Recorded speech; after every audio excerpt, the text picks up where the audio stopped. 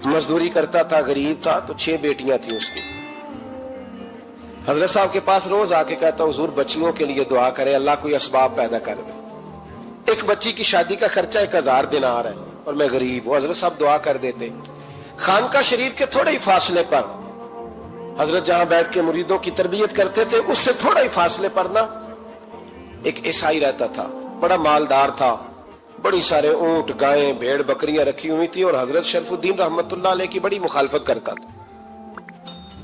और ये जो आपका गरीब मुरीद था, ये उसका पड़ोसी था। एक दिन बुला के ना उनको कहने लगा कि तू किधर जाके जो है वो टकरे मार रहा है, वहां से कुछ नहीं मिलने वाला।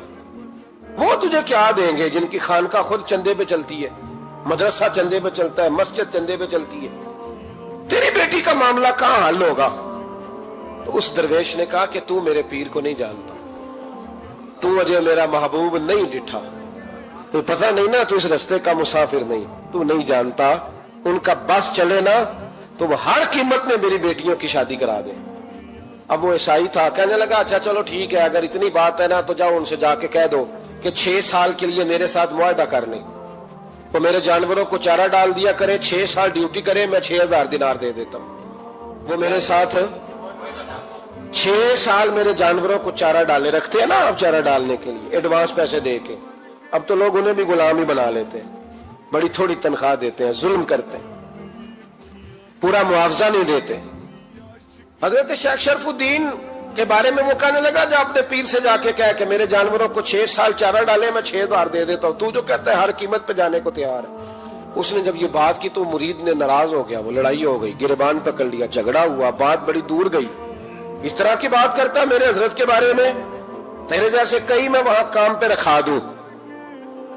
जब वो बड़ी बहस हुई, बात मोहल्ले में, इलाके में फैल गई, दुनिया ने सुन ली, तो शेख शरफुद्दीन तक भी पहुंच गई। इस तरह झगड़ा हुआ है। लोग सो गए इशा की नमाज के बाद। हजरत साहब ने ना सर पे कपड़ा लिया, उस ईसाई के दरवाजे पे दस्तक दी, वो बाहर आया, फरमाने लगे लोग तो सोच समझ के मुलाजम रखते हैं, तूने भी तो सोच ही लिया होगा, तभी तो मुझे ऑफर की है। तू अपनी ऑफर पे कायम है? वाकई मुझे रख लेगा और 6000 दिनार दे देगा? कहने लगा जा बाबा काम कर अपना। फरमाया नहीं, तूने इतने लोगों में बात की, इतनी बहस हुई, तो कायम है? कहने लगा मैं तो कायम हूं, पर आपने नहीं कायम रहना। फरमाया मैं सोच समझ के आया हूं।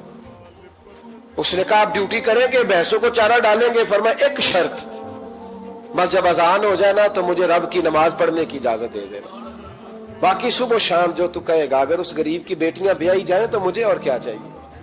उसकी 6 बेटियों का बोझ है उसके सर पे, तू मुझे रख ले।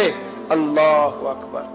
वो कहने लगा चले पे मेरे साथ खते बंदगी कर ले। आजकल हम स्टाम करते हैं, उस जमाने में खते बंदगी होता था, गुलामी का खत, काजी शहर के पास, यानी उसका ख्याल था कि चलो स्टाम की बात करूंगा तो भाग जाएंगे। फरमाया चल मैं तैयार हूं। काजी तक गए, तय हो गया, 6000 दिनार दे दिए। हजरत ने मुरीद को बुलाया, फरमाया पुत्र ये ले जा, जा मेरी बेटियों को रवाना कर दे। कहने लगा हुजूर ये क्या कर रहे हो आप, कुछ सोचे? फरमाया यार जब तुझे बेटा बना लिया तो फिर मेरी पोतियां तो लगती हैं ना, मेरा हक तो बनता है ना, जा जाके ड्यूटी कर, उनको ब्याह दे। बात फैल गई। बादशाह भी अकीदतमंद था, वो 12000 दिनार लेके पहुंचा। क्या बताऊं इन रब के बंदों का दिल कैसा होता है, क्या दर्द होता है, क्या रंग। 12000 दिनार लेके बादशाह आया और आके हजरत को पेश किए का हुजूर आप दें इस ईसाई को, डबल दें और जाए काम करें।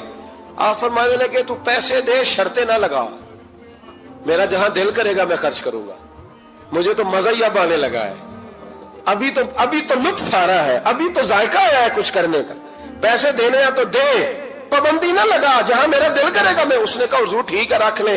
हजरत ने फजर मस्जिद में पढ़ी, जेब में 12000 दिनार थे, ऐलान फरमाया भी किसी और की बेटी भी बैठी है तो पैसे मेरे पास है। वो 12000 दिनार भी बांट दिया और 12000 दिनार बांट के ना तो फिर चले गए खेत में चारा काटने। उस ईसाई को किसी ने बतलाया कि उनके पास तो 12000 आया है, पर तुझसे जान नहीं छुड़ाई उन्होंने, वादा ये हुआ था कि 6 देंगे तो जाएंगे, जब तक देंगे नहीं तेरे घर में काम करेंगे। वो ना चारा काट रहे थे, हजरत साहब तो वहां पहुंच गया, दूर जाके खड़ा हो गया, कहने लगा बाबा पहले तो मैंने मुसलमानों के इखलाक सुने थे, अब तो मैंने देख भी लिए, پر یہ بتا جب 12,000 آیا تھا جان کیوں نہیں چھڑائی؟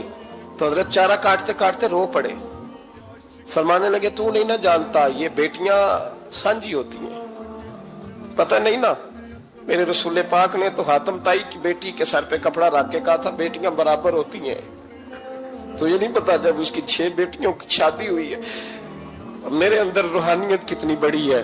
فرمایا پھر 12,000 آیا ہے تو 2-4 بچیاں پھر گئی ہیں، مجھے نہیں پتا میں اندر سے راضی کتنا ہوں، میں تیری نوکری کرتا رہوں گا، پتہ نہیں اللہ کتنی بیٹیوں کو بیاہ دے گا۔ اتنا رویا وہ عیسائی کے پیروں میں بیٹھ گیا، کہنے لگا بابا میں نے تیری مخالفت کی ہے پر تیرے قریب آ کے پتہ چلا ہے کہ تو بہت اونچے اخلاق کا مالک ہے، اور اگر تیرا یہ مقام ہے تو تجھے اخلاق سکھانے والے محمد عربی کی شان کتنی ہوگی۔ ظالم کی بولیے جاتے نہیں لوگ جھوٹے گواہ بن کے، وکیل صاحب کو نہیں پتا ہوتا کہ یہ بندہ مجرم ہے جو میرے پاس آیا، کیا مجرموں کے وکیل نہیں ہوتے؟ بولے تو اس کو پتہ نہیں ہوتا وکیل صاحب کو کہ یہ صاحب مجرم ہے، میرے پاس مقدمہ لے کے آئے، اور اگر بے ادبی نہ ہو جائے تو میرا خیال ہے قاضی عدالت کو بھی پتا ہوتا ہے کہ مجرم کون ہے اور مظلوم۔ میرے نبی پاک صلی اللہ علیہ وسلم نے اس قدر زیادہ سختی فرمائی اس مسئلے میں، فرمایا جس کو پتا تھا کہ فلاں آدمی ظالم ہے، ظلم کر رہا، پھر وہ ظالم کا گواہ بنا یا اس نے ظالم کی مدد کی، کتنی کی؟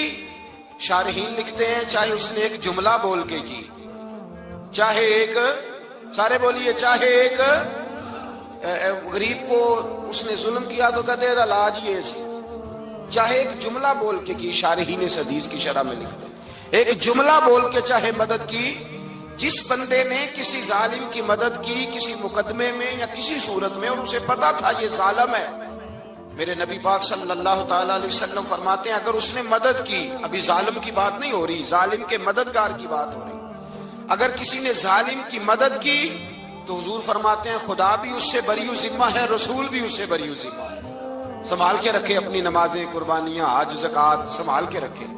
اگر ظالموں کا مددگار ہے، الیکشن آ لینے دے، آپ کو نظر آ جائے گا کون کون ظالموں کا مددگار ہے، نظر آ جائے گا۔ اپنی جیب سے لوگ پیسے دے کے ظالموں کی مدد کریں گے، ان کے فلیکس چھپوائیں گے، بورڈ لگوائیں گے، جیبوں سے پیسے دے گے۔ ہم نے خود آگ لگائی ہے چمن میں اپنے، بے سبب گردشی ایام کو الزام نہ دو، ہم نے خود نور کا ظلمت سے کیا ہے سودا، کر کے توہین سحر شام کو الزام نہ دو۔ ظالموں کے مددگار میدان میں آ گئے، یہ چھوٹا لفظ نہیں، میرے حبیب پاک صلی اللہ علیہ وسلم نے فرمایا جو ظالم کا مددگار ہے سن لے جو سجن کے ساتھ کچہری جاتا ہے، وہ یاد رکھے جو دوست کا گواہ بنتا ہے، وہ یاد رکھے جو کہتا ہے میں مانگی گیا تھا، مجھے بلایا گیا تھا قبضہ چھڑانے کے لیے کسی غریب بیوہ کی جائیداد پہ، وہ سن لے تو مدد کر کے نہیں آیا، تو خدا کے ذمے سے نکل گیا۔ رسول پاک نے فرمایا تیرا میرا تعلق ختم ہو گیا، تو ظالم کا مددگار ہو گیا، پھر تو کہتا میں بے چین ہوں، میں بے قرار ہوں، میں آزمائش کا شکار ہوں، پلٹ کے دیکھ تو صحیح تیرا گناہ کتنا بڑا ہے۔ میرے نبی پاک صلی اللہ علیہ وسلم کا ایک اور فرمان سن لیں، ابن ماجہ ابو داؤد میں موجود ہے، اس حدیث کو آپ نے یاد کر لینا ہے، کر لیں گے انشاءاللہ، سارے کہیے انشاءاللہ، کر لیں گے یاد۔ حضور صلی اللہ علیہ وسلم نے فرمایا اگر تو ظالم کی مدد کرے گا نا، یہ لفظ دل کی تختی پہ لکھ لینا، یہ مکافات عمل ہے، مکافات عمل دنیا، ادھر کرو گے تو ادھر بھرو گے۔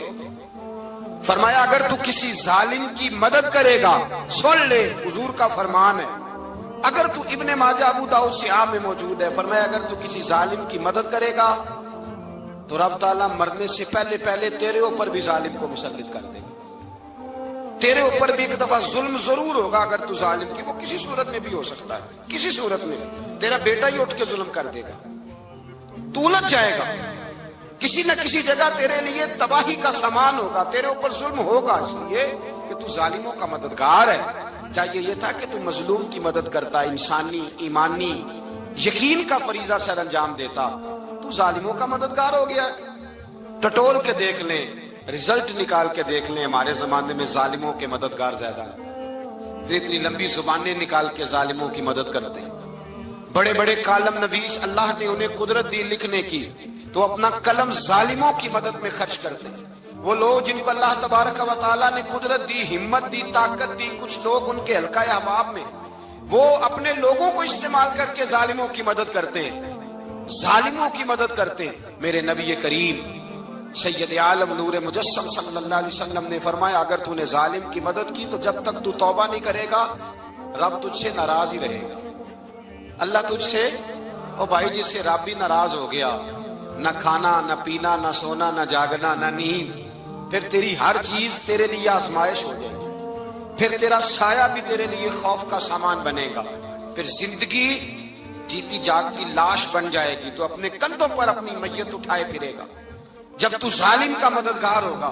اور نبی پاک صلی اللہ علیہ وسلم نے فرمایا ظالموں کا مددگار بھی ظالم ہوتا ہے، ظالموں کا مددگار بھی، سارے بولے ظالموں کا مددگار بھی نہیں، کو نہیں، آپ سارے نہیں بولے، ایک دفعہ بولے ظالموں کا مددگار بھی، پکی بات ہے، ظالموں کا مددگار بھی۔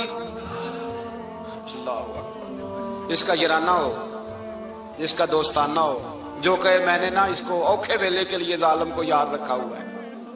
کبھی مشکل میں رکھے نہیں ہوئے لوگوں نے ظالم دوست، کہتے میں نے رکھے ہوئے ہیں، بلکہ ہمارے دیہات میں تو کہتے ہیں میں نے بازو بنائے ہوئے ہیں۔ کس کو بازو بنا لیا؟ ظالم بھی کبھی بازو ہوتا ہے، جو ظلم کی تلوار لیے میدان میں کھڑا ہے۔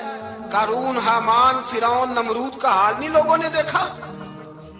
اپنے زمانے میں آپ نے کتنے لوگ نہیں دیکھے جن کے سائے سے، آواز سے لوگ کانپتے تھے؟ پھر پولیس کی گاڑیوں میں وہ اس طرح مردہ پڑے کہ دنیا نے تماشا دیکھا ان کا۔ یہ رنگ ہم نے دیکھے نہیں اپنے آنکھوں سے۔ فرمایا ظالم کا مددگار بھی، جو کار میں بٹھا کے لے کے گیا وہ بھی ظالم، جس نے چائے پلائی وہ بھی، جس شخص نے کھانا کھلایا وہ بھی، جو کچہری تک ساتھ گیا وہ بھی، جس نے فلیکس کے نیچے، بڑے شرابی کے نیچے چھوٹی اپنی فوٹو لگائی وہ بھی، جو ووٹ کی پرچی ڈالنے گیا وہ بھی۔ کہہ دینا باہر نکل کے کہ حضرت صاحب نے سیاسی تقریر کی ہے، کہہ دینا، پر بات تو سچی ہے نا۔ خوگرے ہم تو سے تھوڑا سا گلا بھی سن لے، خوگرے ہم تو سے تھوڑا سا بھی گلا۔ امام مالک کے پاس ایک بندہ آیا، اس نے کہا حضور میں درزی ہوں، ایک ظالم بادشاہ مجھ سے کپڑے سلواتا ہے، میں تو ظالموں کا مددگار نہیں نا۔ ایک ظالم بادشاہ مجھ سے، حضور میں تو مددگار نہیں نا ظالموں کا، جو فرمایا ظالموں کا مددگار بھی ظالم ہوتا ہے، تو کپڑے لے کے آتا ہے میں سی کے دے دیتا ہوں، ذمہ داری نہیں۔ یہ ایک آدمی دکاندار ہے، اس سے کوئی بندہ چیز خریدنے آئے گا تو تھوڑی کہے گا میں نے نہیں دینی، تو دے گا۔ کوئی بندہ اگر کسی شخص سے کوئی کام کہتا ہے جو اس کی فیلڈ ہے، اس کا شعبہ ہے، اس کا معاش کا وہ سلسلہ ہے، کہتے ہیں یا رسول اللہ صلی اللہ علیہ وسلم ظالموں کا مددگار بھی ظالم، حضور نے فرما دیا۔ تو امام مالک سے بندے نے مسئلہ پوچھا، دل کی تختی پہ لکھنے والی باتیں ہیں، کہا حضور میں درزی ہوں، ظالم کپڑے سلواتے ہیں، میں تو مددگار نہیں نا۔ امام صاحب کہنے لگے نہیں، مددگار تو وہ ہوگا جو تجھے سوئی دھاگا فراہم کرے گا